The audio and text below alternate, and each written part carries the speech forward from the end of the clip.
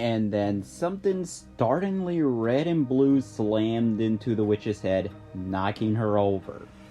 Jack crashed to the floor, landing right on top of the witch. He frantically pushed himself off the witch's squirming body and tried to crawl away from her on the sticky floor, but didn't get very far, and Hans pulled the witch's body away from him. May, a disgusted look on her face, had her hands underneath the witch's arms and was dragging her body toward the black ropes that had tied Jack up. On the floor next to May lay a large blue and red circle with a white stick. It was a lollipop, easily as big around as Jack's head. May circled the ropes around the witch's body, then pulled them tight, eliciting a groan from the groggy witch. Jack grabbed the table and slowly pulled himself to his feet, his legs still wobbling under him. Where did you come from? May nodded over his shoulder. She tied me up and threw me in the closet. The princess smiled. She might want to empty it out next time instead of leaving all kinds of sharp gardening tools around for someone to cut themselves free with. Jack grunted. I'm actually kind of glad she didn't think that far. And the lollipop? May picked her weapon up off the floor. What? This? She said. Have you taken a look around? Jack raised an eyebrow, then took a closer look around the room. Oh, wow, he said, his breath catching in his throat. The walls, the ceiling, the furniture, everything was made of candy. Peppermint chairs had gumdrops for cushions. Walls made of graham crackers were held in place by white frosting. The table Jack had woken up on was made of chocolate bars. The end nearest the oven had even melted a bit. And the ropes now tied around the witch looked to be black licorice strings braided together. The oven was metal, probably for practical reasons, but the chimney above it seemed to be made of hard toffee. The colors on the ceiling that he noticed when he woke up were actually...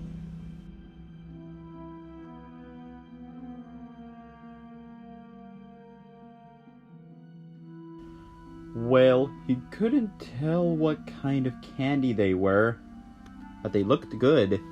Even the windows looked like thin panes of lollipop candy. Jack's stomach rumbled in spite of everything. It's a candy house, he said, taking a step toward the graham cracker walls. As he walked, the sticky floor caught his attention. Peanut brittle. Don't you want to try it? He asked the princess, fighting off a wild desire to taste everything at once. May gave him an exasperated look. Are you kidding? She said. Don't tell me you're actually thinking of... Jack, you're not going to eat any. After what the witch was going to do to you, do you know how disgusting that is? Very, Jack said, not really listening as he considered the chocolate table. May gagged. She's been walking on this stuff, sitting on it. Not to mention the fact that I haven't seen the bathroom. And you're going to put it in your mouth? It's candy, Jack said, running his fingers over the chocolate table. Who cares where it's been? May sighed.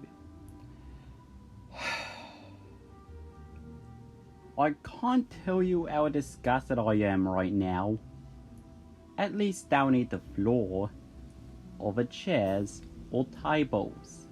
The walls might be the cleanest up high. Jack nodded and climbed up onto the chocolate table to get close enough to the wall for a taste. He picked up a frosting seam to try first, put a hand on either side of it, then stuck out his tongue and licked the wall. A sugary explosion burst in his mouth, and he almost fainted in pleasure. It was as if every candy or dessert he'd ever eaten had been in preparation for this one moment. The sweetness, the texture, it was making him lightheaded. Actually, it really was making him lightheaded. And when the room started spinning, and then everything went dark, and Jack was falling. He heard May scream something right before he tumbled off the table and slammed into the floor. A few seconds later, Jack opened his eyes to find May standing over him, shaking her head in amazement. "Oh yeah, that was worth it," she said, pulling him up to a seated position, then leaning him against the same wall he just tasted. "It almost was," he said, still a little faint. "It's too bad." "She must have poisoned all the candy." "Poisoned it?" May asked. "Is that what happened?" I should have realized," Jack said, shaking off the lingering effects of the frosting. "Of course she poisoned it. That's probably how she caught most of her prey. Bait the trap with a house made of candy, then add a little something to knock out anyone who eats it. Wham! She's got dinner." "That's pleasant," May said, helping Jack up. "But that's not how she got us. How exactly did we get here anyway?" "She mentioned something about her children," Jack said, his head clearing as he slowly followed May to the candy house's front door. Children? Wonder what she meant by that," May asked, as she yanked the door open. One look outside, and the princess immediately slammed it shut and spun around with a look of terror in her eyes. "What?" Jack said, his stomach going queasy. "And not from the frosting." "What was out there?" In a very small voice, she said, "I think they're children."